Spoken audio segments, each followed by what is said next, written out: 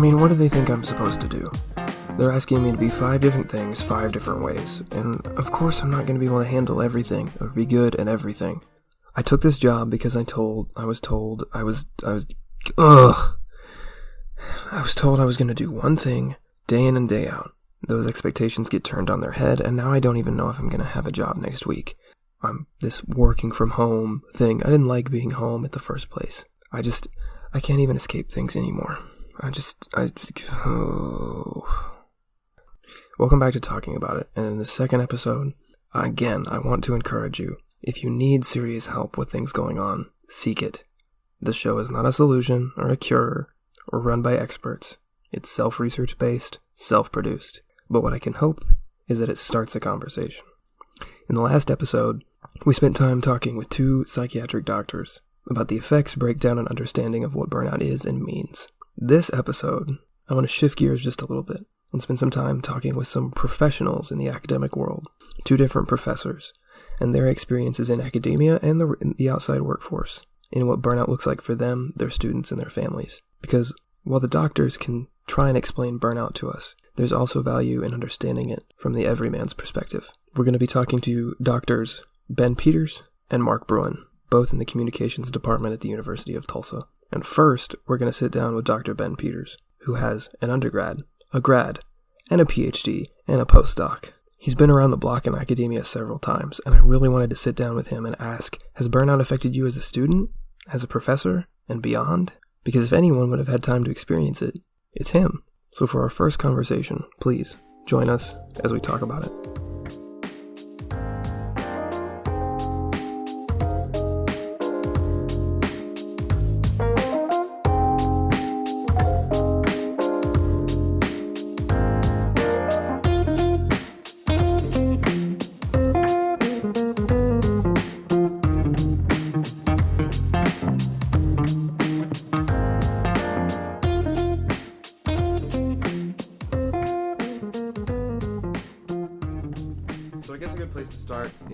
When I say the word burnout, what does that mean to you?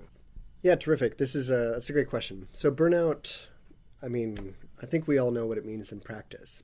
So let's look at the word technically. What does it mean? So the word burnout actually probably originally derives from electrical circuitry. Like if you think about how an electrical current pulses through wires, and then it overheats and the circuit breaks down, it's burned out.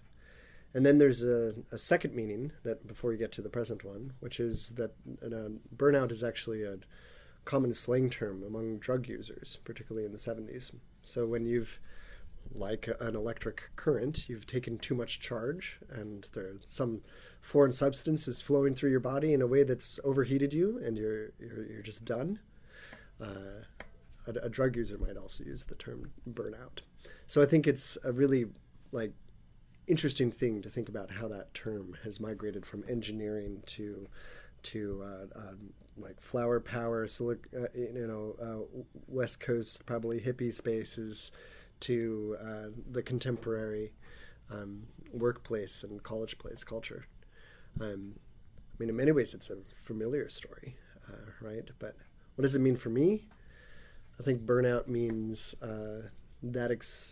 what I feel when I just can't, right? When I just can't get up and move, when I'm emotionally drained, when there may be ways apparent forward, but I don't appear to have the willpower to choose among them, nevertheless, to set down, to act on one of them. A lot of your work has to do with keywords and the study of how words evolve, mainly in media spaces and with technology, but in the word burnout, are there some synonyms that have come before and have now turned into the word burnout, or are we in fact using burnout instead of a different word today? No, that's great. That's a lovely question. So yeah, there's lots of words that I think pop to mind when we think about burnout. It doesn't just have to be burnout, right? Burnout could also be so it's got this electrical connotation, it's got this kind of drug use connotation. Might even, for me, I'm getting resonances of a rocket ship, when its fuel is expended and it's burnt out. But there's other ones available to us. I'm emotional collapse is just kind of an everyday bit, or a sense of fatigue,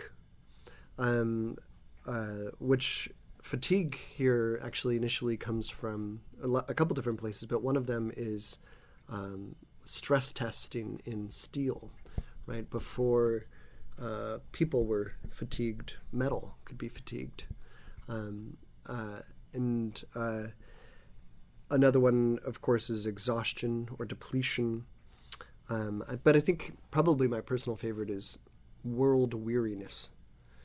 And the reason I like world weariness more than exhaustion, depletion, collapse, or fatigue is that all of those other ones draw directly from what is probably the core problem, which is imagining ourselves as limited beings with a limited amount of fuel or a limited amount of energy. All of the exhaustion, depletion, collapse, fatigue, that's the language of thermodynamics. It's the language of like a 19th century heat science, right? Where we're interested in motors and human bodies being in and output machines that can only take a certain amount of energy in, calories in, and certain calories out. Right? I think that's kind of it's a mechanistic way of understanding what burnout is, and for that reason I kind of like world weariness as an alternative, because it doesn't appear to have the same type of kind of I am just a mechanical system bit. But instead, world weariness has this sense of like, I'm at work in the world and it's wearing me down, right? And it positions me in relationship to what's around me. So I don't know. I mean, I think there's a bunch of other language I'm sure that we could use to describe this. I've heard one person refer to burnout as like a errand paralysis. So Anne Helen Peterson is a famous commentator and writer for BuzzFeed, and she described burnout as just having, errand paralysis, meaning like I've got a to-do list and I just simply can't. I can't even get on top of it. So I don't know if that helps a little bit, but disease in like a metaphor sense, but it's what is it coming from? Because realistically, we're not metal being bent or circuits being run. Yeah. Or are we? Yeah. That's great. Right. So if burnout is the symptom, what's the disease? So I think the question actually begs a big structural set of answers. And I don't think one person can sum them up, but it's really important, particularly for the rising college age generation, to understand that they are not alone and that this is maybe not okay, but it's normal to experience burnout. And that one of the reasons we experience burnout is in part a consequence of larger structural change, namely that the emerging college age generation doesn't have access to economic conditions of success like some of the older generations have. I mean, it's pretty striking that we're having this conversation on Super Tuesday, right? This moment when among the Democratic nominees, there's 3 or 4 people in their 70s, right? And that the people who have been in the White House, the peak American elite, have more or less been the same age for about the last 20 years, with the exception of Obama, right? That all of the other presidents have kind of emerged in the same moment in American history. And what we have instead is, so there's this like well-positioned boomer generation that has experienced some of the benefits of kind of quiet socialism, if I can say that, but not many others downstream. And it's okay. It's not okay, but it's normal. It's predictable that we're experiencing what we're experiencing. So our salaries are less. The ability to save money and to build financial security is less. And that doesn't matter so much directly as it does kind of contribute indirectly to the psychological stress and the pressures that are in place in life. There's a powerful book I read a while ago by a behavioral economist and a psychologist called Scarcity. Mullah Nayeth and Shafir, I think, are their names. Scarcity, Why Having Less Means So Much. And they make the argument that poor people and busy people suffer from the same set of symptoms.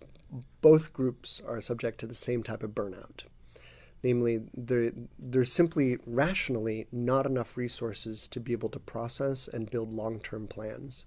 And so if you're super busy, you'll experience the same type of inability to plan and inability to look ahead and inability to feel like you're able to make longer-term, middle-term decisions as somebody who doesn't know where rent is coming from next month or where their meal is coming from later today.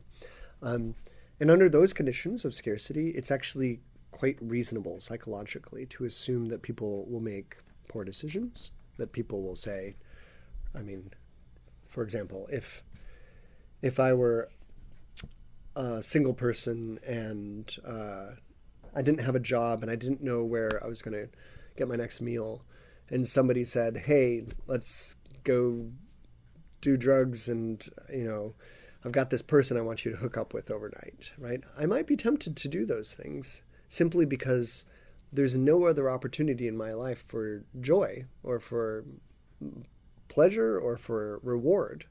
And so it's rationally tempting to make poor short-term decisions. So I think there's a way that super busy people and super poor people are subject to the same symptoms or same conditions that are actually you're seeing deeply symptomatic in the college age generation, which is kind of deep burnout, where there isn't enough resources or capacity to say, what do I need to do to build a 5-10 year plan, right? The job market is under such dynamic flux that we're all training ourselves so that we don't have to think 5-10 years in the future. So I think the disease, again, is the conditions of instability, of not economic collapse by any means, but just economic pressure, particularly pressure on the college-age folks who are trying to make sense of a dynamic, wildly changing job market, trying to figure out how do you build families when people are getting married later, how are you trying to establish traditions and rituals and patterns and structures in your own life when all of those are subject to change so quickly.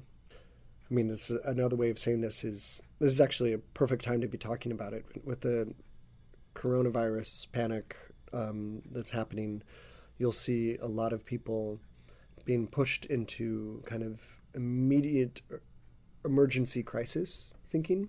And that's precisely the mindset that enables poor thinking and poor planning.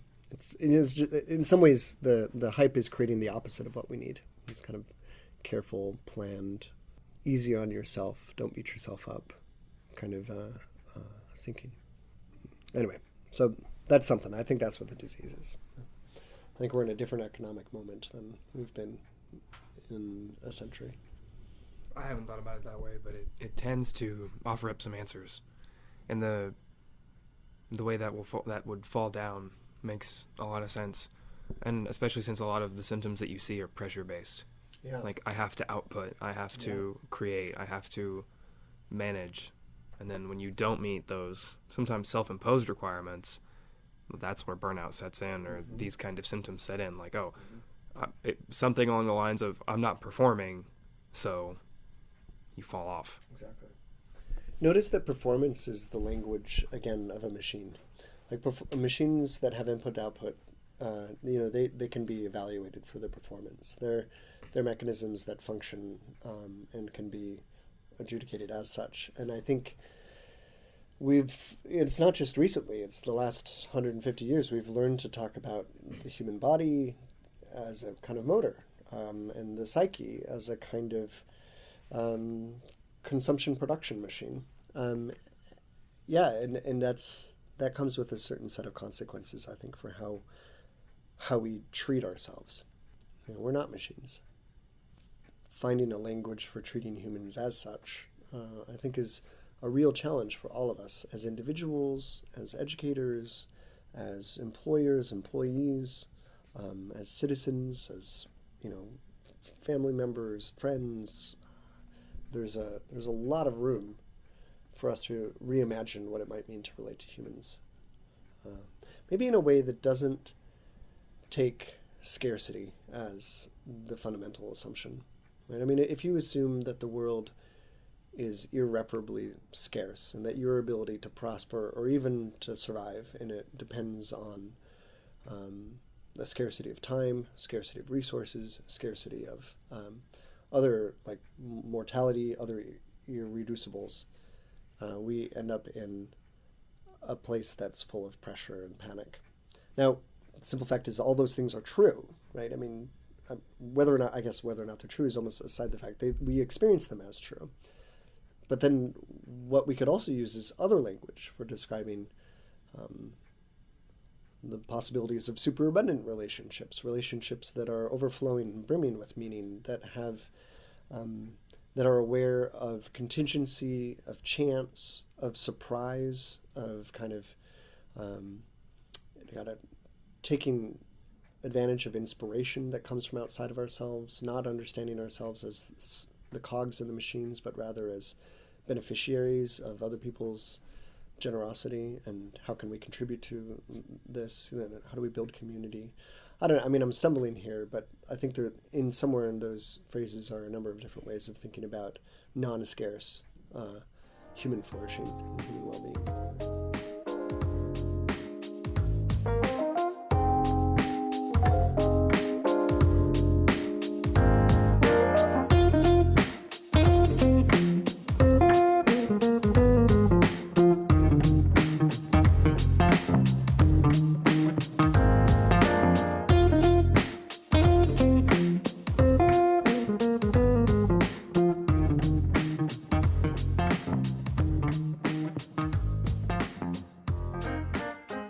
As I was piecing together my conversation with Dr. Peters, I wanted to call up Allison again and ask her a question about something he had said.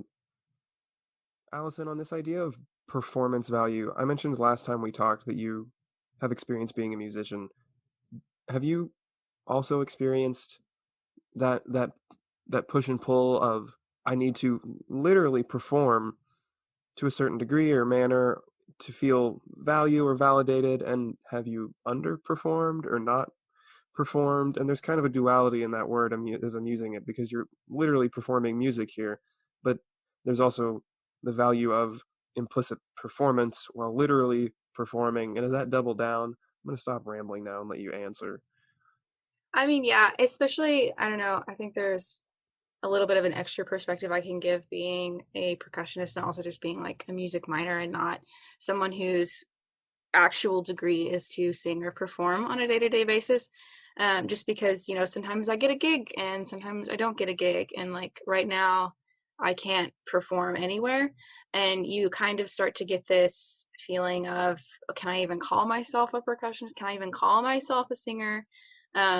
Which I've definitely dealt with even just this past semester before, like everything with the virus happened, just because I wasn't in choir due to class conflicts and things like that. And so when people would ask, oh, like, do you sing? I would hesitate for a second because I was like, well, I don't, I'm not performing anywhere. So you have to kind of mentally tell yourself, like, you can still be something if you're not actively doing it. Because like the skills that you have and the passion that you have for it's there, you just might not be actively doing it. Like a mom can still be a mom if she's not raising her kids anymore. If they're grown and gone, she's still a mom. So it's something that you have to mentally tell yourself, because it's really easy to slip into that. Even if like I have a few parts in an orchestra piece, but with orchestra, typically percussion's pretty light-handed. And so it's easy to think, when you're not called for most of the practices, like that you're not really contributing, but you are contributing. And you are still a musician. That's still part of who you are.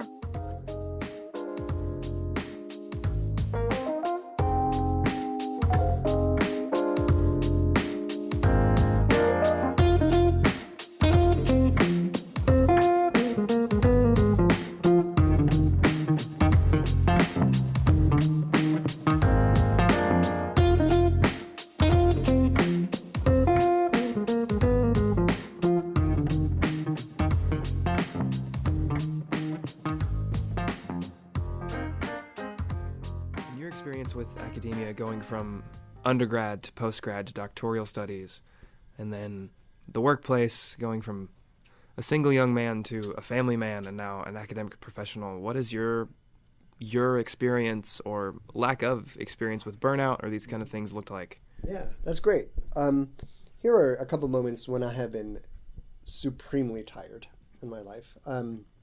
One is when I did swimming for the first time in high school. I joined the swim team. I did cross country, I did ultimate frisbee, I did a number of other sports, but for whatever reason, I have never figured out how to breathe very well while swimming. Not a fish in the way that some of my friends are. And I found that experience just systemically exhausting. There's the word, right? I was depleted beyond what I could normally bear as a healthy, vibrant 16-year-old.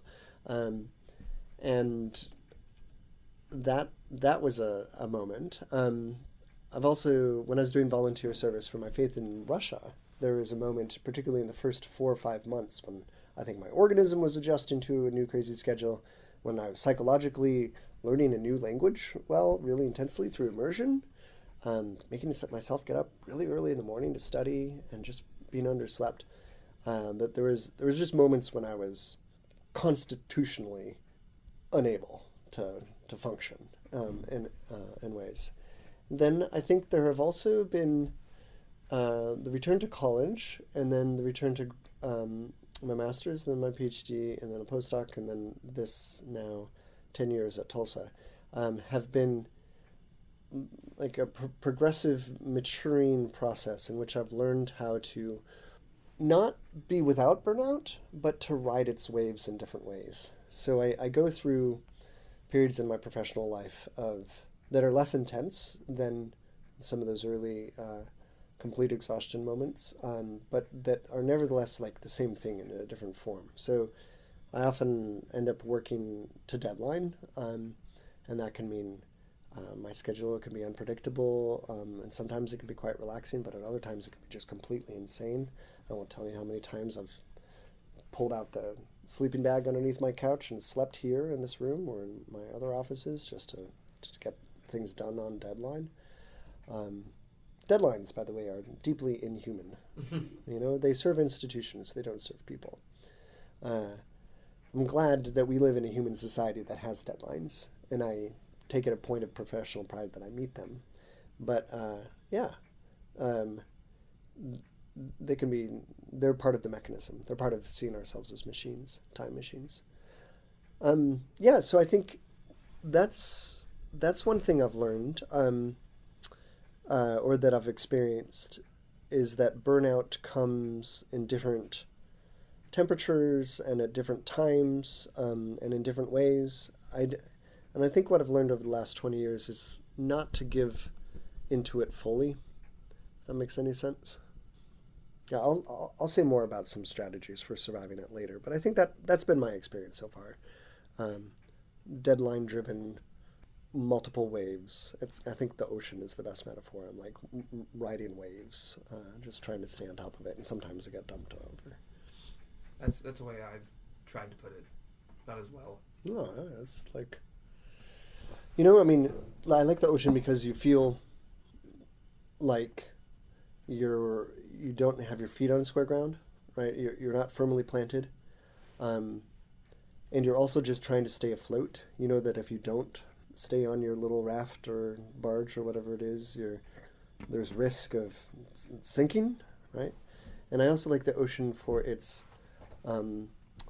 like the fact that it's not firm, it's not firmament, right? You have to, you're constantly adjusting, continuous reassessment, and in fact, maybe navigation actually is the really good, useful skill to learn while at sea, right? And in the burnout world is, how do we get beyond the next crest of the wave coming at us and get beyond the is my life vest on tight enough that if I fall off I'll be okay? How do we move from that to being able to read the stars and see a much bigger picture of our lives and be able to position ourselves in relationship to others and say, there's a constellation I recognize, that must mean I'm headed, east-northeast. And is there, just by analogy, is there a way to pilot or navigate a world of burnout that would let us take a kind of navigational approach, right? Let us see the cosmos from the chaos. In your experience as a professor and even maybe as a father, as students, your children, just younger people, when they've come to you and said, I've burnout, or I just can't, or am constitutionally unable, like, or you've seen those things in them, and they've what answers, advice, the thoughts have you offered? Awesome. What a great question. So I think the first is I hear you, I feel you. I've been there, and sometimes I am there. So you're not alone, and you should know that, right? One of the unintended and negative consequences of burnout is the perception that we are alone. Everyone else is out there productively go-getting, climbing the ladder, keeping up with the Joneses, and here I am, this exceptionally poor, badly performing, like solitary creature that's unlike everyone else. And that's just the opposite of what it is. I think, how do we move forward? I give this recommendations to my kids, but particularly students. I think students experience it most. Don't embrace your burnout. Also, don't fight your burnout. Simply start by observing it. Saying, I see what's happening here. I am experiencing an exhaustion of willpower. I am not in a good place to be planning. I'm not in a good place to be taking care of myself properly. I recognize this. And then instead of saying, woe is me, I'm so bad, because all of these things are true, instead say, now that I've recognized it, what should I do? A nap? A walk? A healthy meal? 8 hours of sleep? Some real self-care, right? Just the small techniques, building the habits of a healthy life that will help us physiologically and psychologically and otherwise repair and recover. These are the skills that will get us into our 70s and 80s. Right? The thing that will eventually kill us is our body's inability to recover and repair. But the thing that will save us for the 7 to 8 decades before that is our ability to learn how to repair and recover. Right? So I think maybe just observing that that's happening and then taking natural, normal, small steps to get better at it, to get better at being okay with being not amazing and not high-performing machine monkeys, but instead to how about this? Don't stop.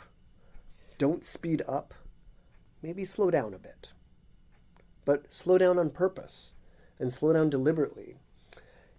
So one of my favorite folks in New York City when I was doing my doctorate was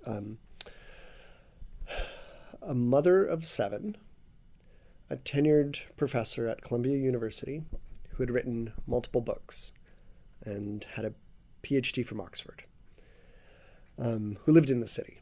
And like anybody who's lived in the city knows that any one of those, like any part of that phrase is enough for a human, right? Like a PhD is enough for one life. 7 children is enough for multiple lives. Living in the city is more than enough for one life, right? Having tenure at Columbia is probably should require 2 lives, right? Like, I mean, that's insane. And when asked, how did she do it? Her answer was this: there are many things worth doing in life that are worth doing poorly. By which she meant she has learned how to be in a position in her life where she can evaluate and prioritize and say there's some things she's going to do well, and there's going to be a lot of things, maybe the dishes, maybe the thank you notes that she sends out, the to-do list is going to grow long, maybe the car isn't vacuumed, right? Maybe the lawn care is not supremely pristine. There's many things that she's going to do deliberately and poorly. What would it be like, Brett, if we would give ourselves the license to be good at a few things and to be okay with being not great at many things? Would we feel less pressure? Would we be able to coexist with more competitive worlds without bearing the full burden of that competition? Would we be able to say, this is a great class, I want to contribute in it? I think I'll say one sentence, but I don't really know what I want to say beyond that, and that's okay, right? Or like, what if we gave ourselves a real license to do less better? By which I mean there's going to be lots of things that we're not going to do well, and there's going to be a few things that we're going to focus on and excel at, probably. Not in the like performance monkey sense, but in the like, I choose because I want to become a master at something. But something, not everything. You know, I had a sabbatical last year, and I realized, like, by most of professional standards, I'm very successful. Like, there's plenty of evidence that things are going well professionally. And I realized I don't really know how to cook. And that is an enormously embarrassing and clarifying thing, right? I share it because it's something I want to work on, but I think the real point is there are many, many, many things that I'm just not good at, right? Many things that I just, like I have for the last, I'm 39, so I've for the last like 20 plus years cooked for subsistence and for survival, but I haven't cooked as an art form. I haven't cooked for joy. I haven't cooked for like meaning and for the science and art of it. And you know, I'm not, and after a year of playing around, I'm like, no chef, like you don't want to eat my meals, but it got better and I enjoyed it and I learned a bunch of cool things just reading neat cookbooks. And, you know, I think what I mean by doing less better or choosing deliberately to do many things poorly is that I've, maybe without recognizing it, have let myself do a lot of things poorly. You know, and there are a couple things I do well, and maybe that's okay. And maybe that means that the burnout that I experience will be, I don't know if manageable is the right term, but it'll be the burnout I choose, right? And that there'll be lots of things where I would choose other language for describing my struggles. I think struggle is a good thing, you know, but you got to differentiate between types of struggle. And so finding struggle that helps, finding struggle that focuses, finding struggle that clarifies my purpose, and finding struggle that releases me from the burden of having to bear all the burdens of the world. These are the types of struggle I want. I mean, here's a really concrete, practical idea. If you find yourself in a burnout space, give yourself 3 hours off, and then, like, take a couple things that you need to get done, and don't do them. Just plan them out. You know, say I'm going to give myself 7 days to get through 66% of this list. I'm going to do some of them on Tuesday, some of them on Thursday, some of them on Sunday, and a couple of them I'll kick off into a later to-do list. And then all of a sudden you're in a place where the present crunch, or the crunch of the present, is not paralyzing. And you've slowed down deliberately, right? You've actually improved your plan. That was fantastic. Cool. Especially the bit about doing less very well.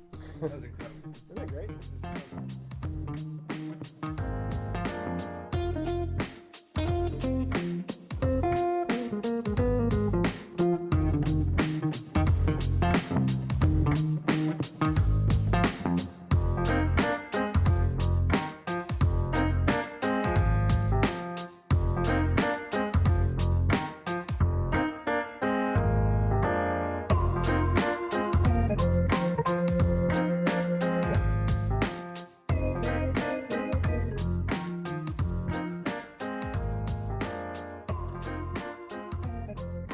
called up Tyler again as I was putting together the second episode because what Dr. Peters said about being better at less just, again, prompted me to want to get his opinion on things.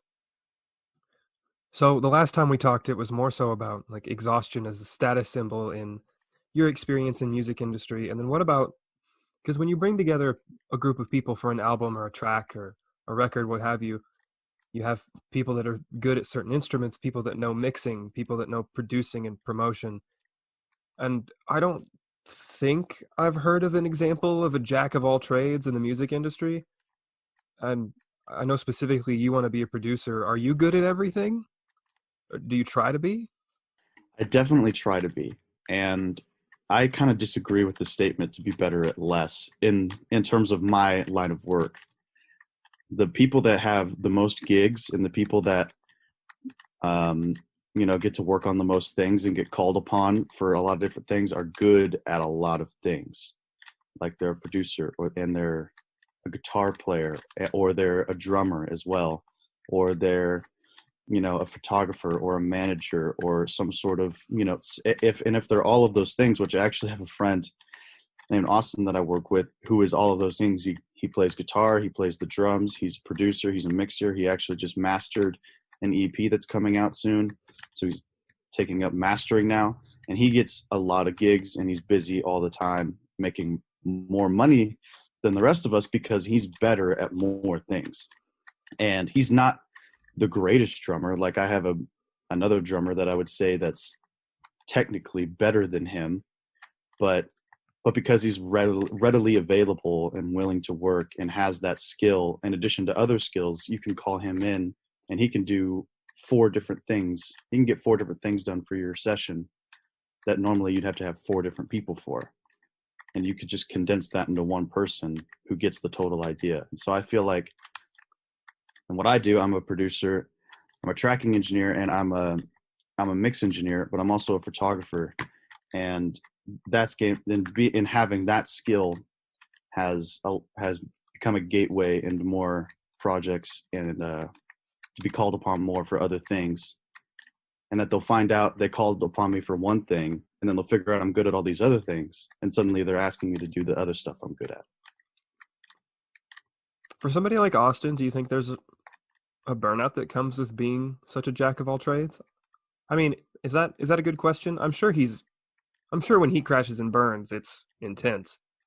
Austin specifically has a fantastic work ethic, but I have seen him be strained, and it only happens when he's called upon projects, and then he doesn't really know what the project is until he gets there, and he finds out it's not really his forte, or maybe the whole session is very unprofessional, very cobbled together, and maybe not scheduled well. And whenever you run into one too many of those, which can happen a lot in the early stages of a career, is when the burnout would take place.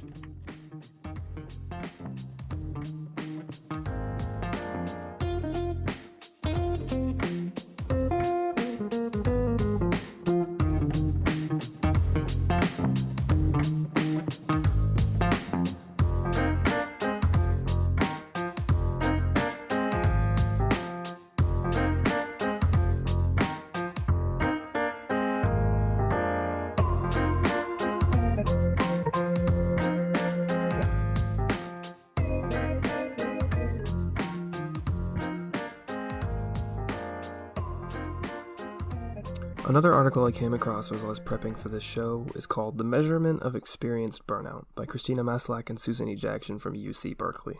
Essentially, the article breaks down a series of administered tests given to clinical professionals and human work professionals in different work environments who were experiencing burnout. And the tests were meant to gauge the things they were going through, how they felt about their jobs, and how they felt about dealing with people and themselves.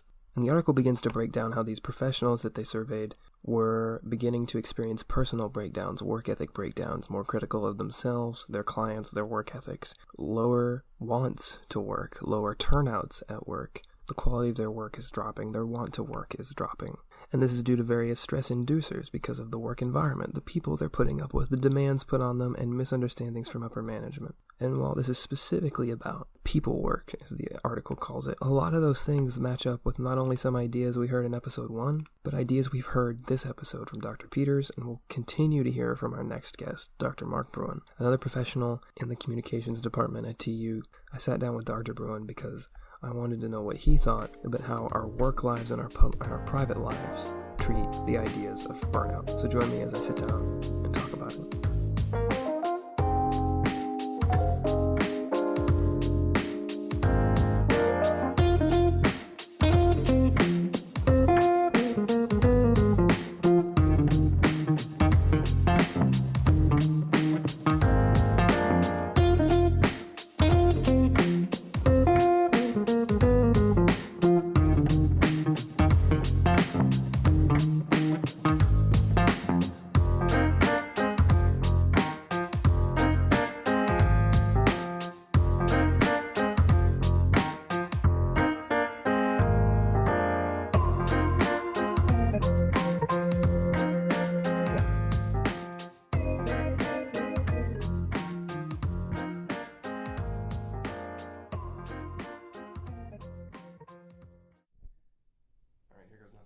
So, Dr. Bruin, to start, when I say the word burnout in the context of the workplace, what does that mean to you? Well, I mean, I guess when I think about burnout, I probably think about my own experiences or other people's experiences, in which maybe something that you loved suddenly becomes a chore. You know, you're not quite sure exactly what's happened. Things start to feel maybe you're doing things by rote or doing things because you've always done them that way. You tend to lack a passion. I think probably just physically the easiest way to think about burnout is that it's hard to get up in the morning. You know, you sort of feel like I'm going to make it through this day, as opposed to maybe being excited about getting up and like being excited about what kind of work you're going to do. That would be sort of one way I guess I would think about burnout. You mentioned your work as a journalist, and that is cataloging and presenting like the public, the public sphere. Right. Yeah. And then you would think you go home in the evenings or for the weekends, and now you're in your private space. Right. But in the modern world of technology, did you see bleed between the public and private spheres? Yeah, I mean, I was actually a journalist before some of this was going on. I think a journalist, often that stuff will bleed always anyways, because it's just the nature of the job. I think certainly in modern journalism, it's hard for journalists to get away from their jobs. And you'll note that almost all journalists have Twitter feeds or some kind of social media presence. And so in some sense, they're always on.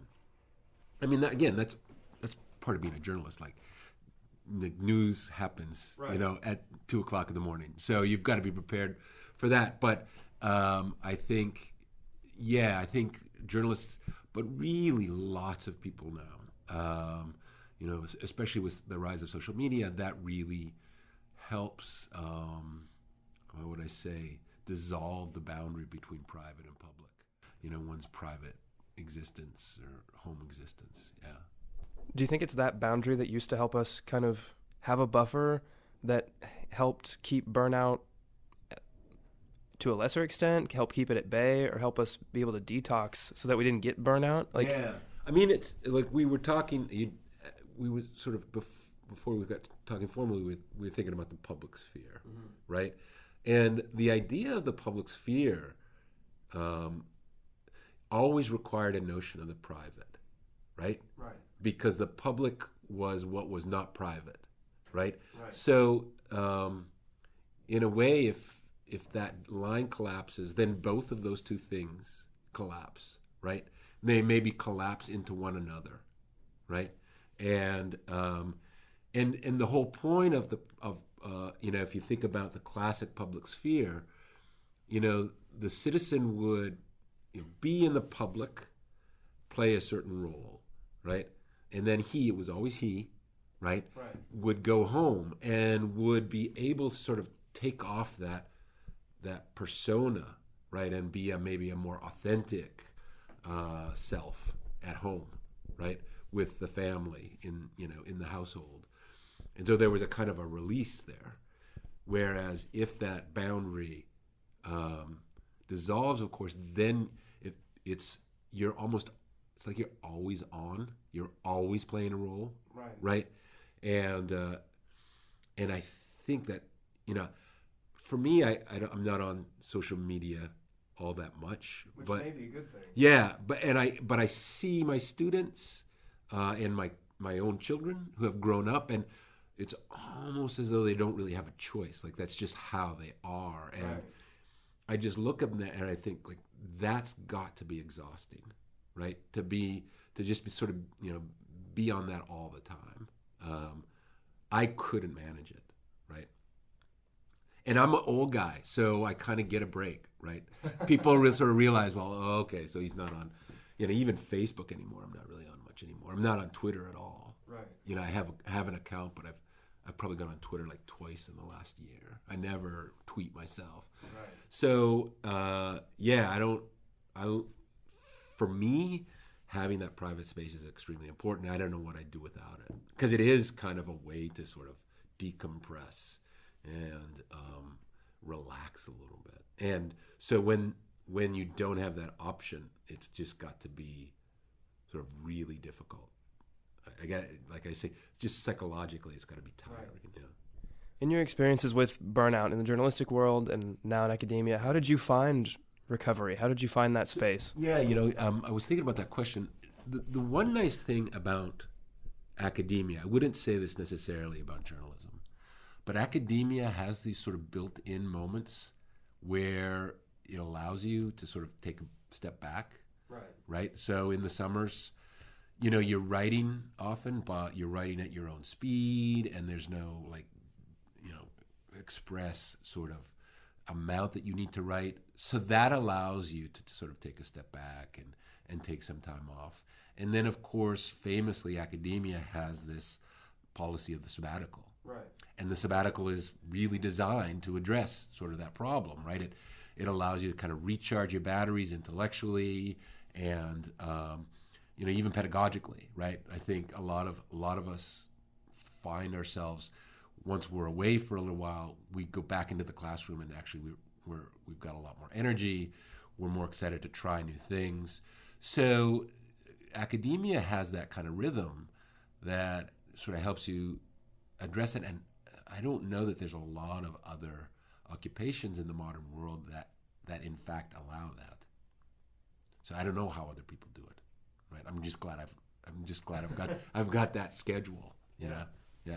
You said you've seen your students experience burnout and their times of social media, and even your own kids. Yeah. What, if anyone's ever asked you for advice or just sat down and said, like, Dr. Bruin, what can I do for myself? What have you seen in them, and what have you might have said to that?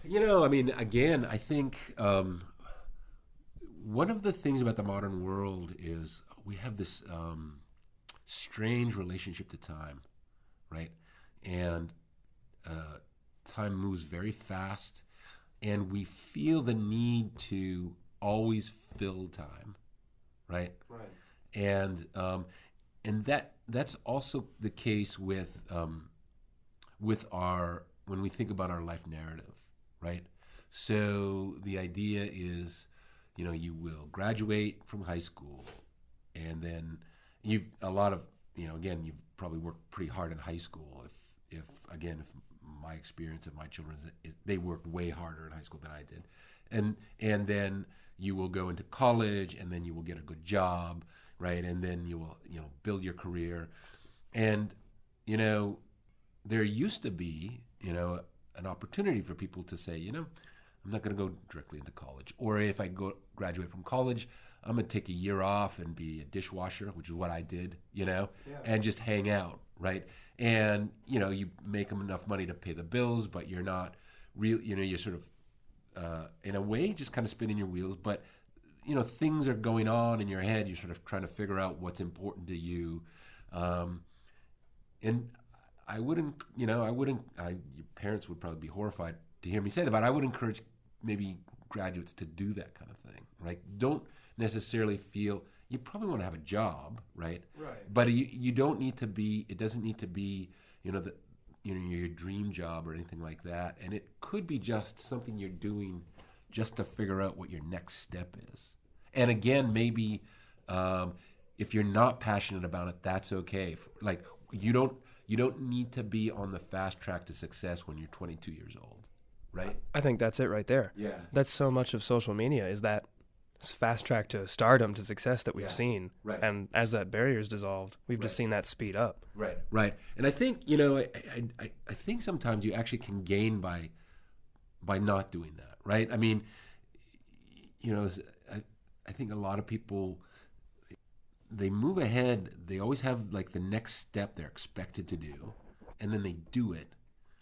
And then they find out when they're about, 30, 35, like, what did I do this all for? And then they kind of lose the plot. Whereas if you take a little time, again, right after you graduate from college, and just say, okay, so I'm not going to go anywhere right now. I'm not going to do anything. I'm just going to try and figure out what is important to me, what life's all about, right? And if that means like, being a janitor for a year or so, that I can do that. Right. And maybe while you're doing that, right, if it's not a job that requires a lot of extensive sort of intellectual effort, you can be reading interesting books, right? Maybe books that you missed in college or high school that you've always wanted to get to. And that can, now that you've got some intellectual tools after having graduated from college to sort of understand and analyze and sort of usefully incorporate these into your own lives, that's actually a good time to read that kind of stuff, right? Like I read a bunch of Nietzsche. I never read any of Nietzsche in college, right? It was all after college, right? It was important, right? And by then it was kind of, I sort of had some idea what he was trying to argue, right? And it made a lot more sense to me. I'm not a Nietzschean by any means, right, but it was a useful moment in my life. Yeah. Living in my sister's, dormitory closet, and reading books. I should add, I wasn't spending the whole day in the closet, but that's where I was sleeping. Yeah. Would you call that maybe a very literal headspace? Yeah, sure. That would be yes. Yeah, that'd be a good idea. Yeah, that'd be a good term for it. Yeah. Okay.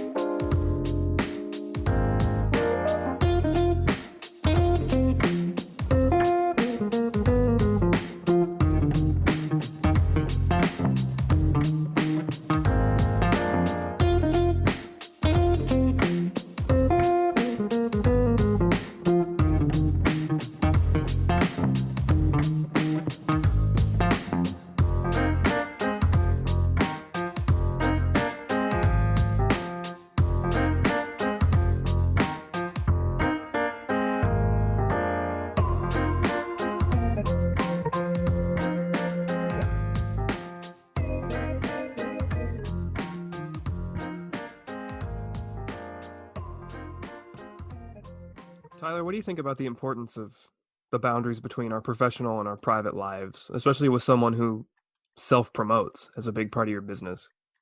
Do you get tired of always being on and online, or do you have a balance for that?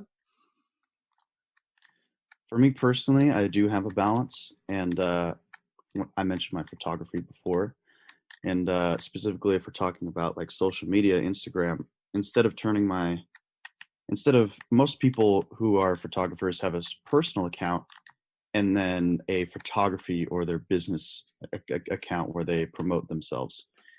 And usually 9 times out of 10, that business account has less of a following than their personal accounts. But instead, I turned my personal account into my professional account because I feel like I didn't have anything to hide and I didn't want to do that whole dual personality thing. And instead of making my Instagram and my self-promotion about me, I celebrate my work and I show the works that I've done for other people, maybe shoots I've done for for a wedding, which I've done before, a lot of concerts, even just portraits, landscape photography. I show all of that off, but not like with long, lengthy captions or whatever. I try not to have my personal life compete with what I appreciate and what I've done and the work that I'm proud of. And a specific example in somebody that I know is I have a professor. His name's Ryan Hendricks. He's the front man for an Oklahoma psychedelic rock band called Color Music. And he's very private about his personal life. Like, even at his school, you know, he's a great guy. He's a great friend. He mentors a lot of our students. We even go to his shows because, I mean, he has an awesome band, and he's kind of one of the gurus of our school. But he has a wife. Never mentions his wife. No one knows his wife's name. No one's seen her. He has completely excluded his family life from his music life and his professional life and his teaching life. And I got to say, I really respect that as a decision to make that distinction between the two.